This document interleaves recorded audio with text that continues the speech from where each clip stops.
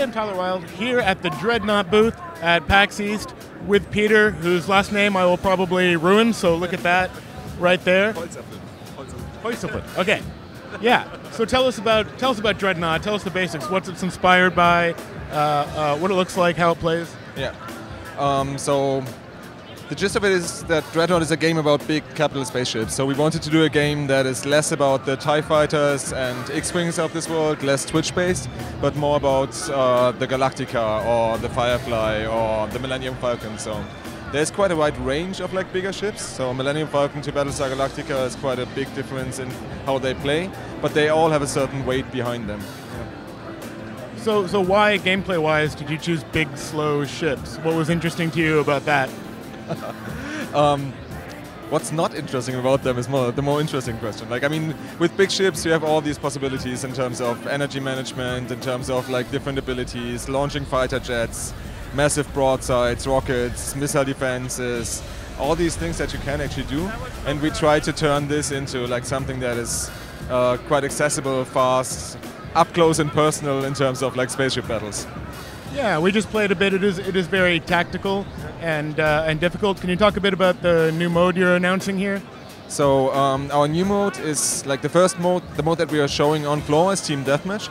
So Team Deathmatch is really our get into the game, battle it out. If you die, obviously you lose points, but it's not the end of the world.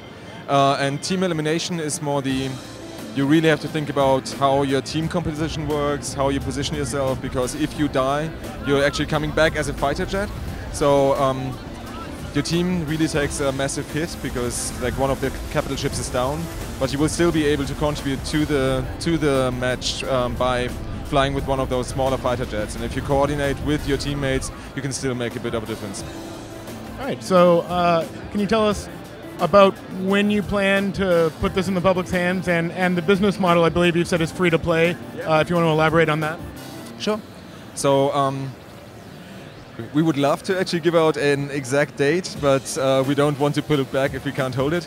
So we're currently in Friends and Family, which is our initial testing phase in terms of like, okay, people from the outside playing on the server and so forth. And we have to like make certain things clear until we pass into the next phase, which will be closed beta.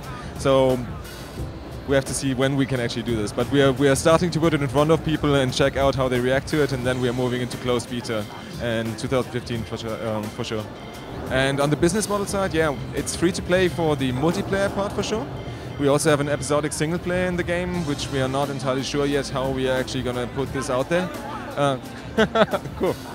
And for us, we didn't want to have a game that basically goes out there and then after 3 or 4 months it basically potentially dies, or people show a lot less interest in it, like it would be with a retail game, or potentially would be with a retail game. But we really wanted to put something out there that we can continuously grow together with the community.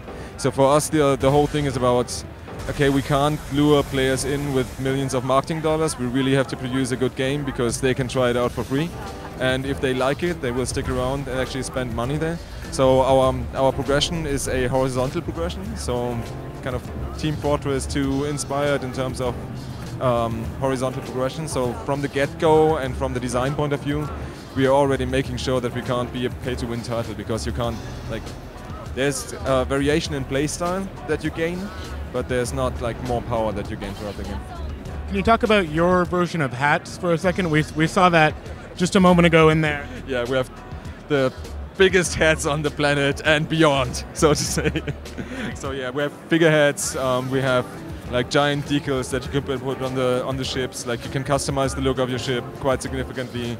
There's like very specific sets of elements that you can then put on the class. Like there's tons of customization options, and our hats are like, I don't even know, like 50 meters tall or something. All right, so where can people get more information, sign up for more information? So you can go to playdreadnought.com, then sign up for the newsletter, and then we'll try to get you into the beta as soon as possible. All right, great. And we have this awesome laptop over here that we're having everyone sign so we can give it away to a reader. And it is heavier than I thought. I shouldn't have tried to do one hand. Like wrote on a laptop. So where do I put my name here? You know what? You're the first one, so you can really go anywhere. Yeah, you can go. You can take the whole thing. Beautiful. That's a classy signature. Let's look at it.